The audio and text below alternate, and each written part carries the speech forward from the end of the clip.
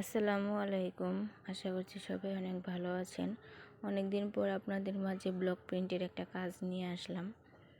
যারা আমার চ্যানেলের ভিডিওগুলো প্রতিনিয়ত দেখতেন তারা কিন্তু জানেন আমি হ্যান্ড পেন্টিংয়ের কাজ করেছি। অনেক ব্লক প্রিন্টের ভিডিওগুলো আপলোড করেছি। একই ডাইস দিয়ে কাজ করা হলেও দেখা যায় যে আপনারা কালার কম্বিনেশনটা বুঝতে পারবেন যে কোন কালারে কোন কালারটা দিলে ভালো লাগবে। এটার জন্য আপনাদের কাছে আর কি ভিডিওটা শেয়ার করা। প্রত্যেকটা ডিজাইন তো আর একরকম হয় না, ডাইস একরকম থাকলেও দেখা যায় যে যেভাবে করে দিতে বলে তাকে আসলে সেই কালার সেরকমভাবে করে দেওয়া হয়। এগুলো আসলে অর্ডারের কাজই ছিল, আমাকে যেভাবে বলা হয়েছে আমি সেভাবেই কাজগুলো করে নিয়েছি। এখানে আমি নায়রা কাট জামার জন্য যে কাজ করেছি সেই কাজগুলো করছি। এর আগেও যে ব্লক প্রিন্টের কাজ করেছি প্রত্যেকটাই হচ্ছে নায়রা কাটের জন্য।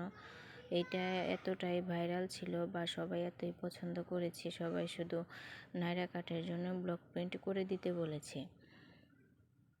এই কাপড়ে কাজ করার জন্য আমি একরামিনের কালারটা ব্যবহার করেছি। রংটা রেডি করাই থাকে, তবে ঘনত্ব বেশি থাকলে আমি ইনকি বাইন্ডার দিয়ে সেটা আমার স্বাভাবিক করে নিই, পাতলা করে নিই।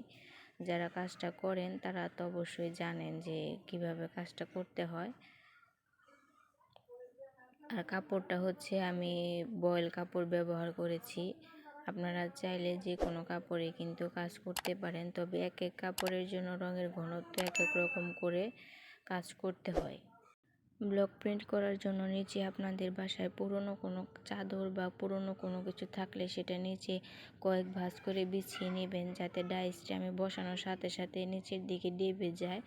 এতে করে কাপড়ের প্রিন্টটা অনেক ভালোভাবে ফুটে ওঠে। যদি শক্ত কোনো কিছুর মধ্যে রাখেন সেক্ষেত্রে দেখা যায় যে ভালোভাবে প্রিন্টটা নাও বসতে পারে বা ডাইসের সাথে রঙটা উঠে আসতে পারে। আর ডাইস দিয়ে কাজ করার আগে অবশ্যই 10-15 মিনিট কাঠের ডাইসটা পানিতে ভিজিয়ে রাখবেন। এতে করে হবে কি, কাঠের ডাইসটা পানিটা পুরোপুরি শুষে নেবে। পরবর্তীতে রঙটা যখন লাগাবো তখন আর রঙটা শুষতে পারবে না, পুরো রঙটাই আমাদের কাপড়ে বসবে।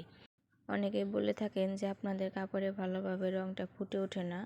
এটার কারণে যে আপনারা ডাইস হয়তো ভালোভাবে ভিজিয়ে নেন না, ভিজিয়ে নিয়ে তারপর যদি মুছে রঙটা লাগে কাপড়ে বসানো অবশ্যই ভালোভাবে রঙটা ফুটে উঠবে। সবাই ভালো থাকবেন। আল্লাহ হাফিজ।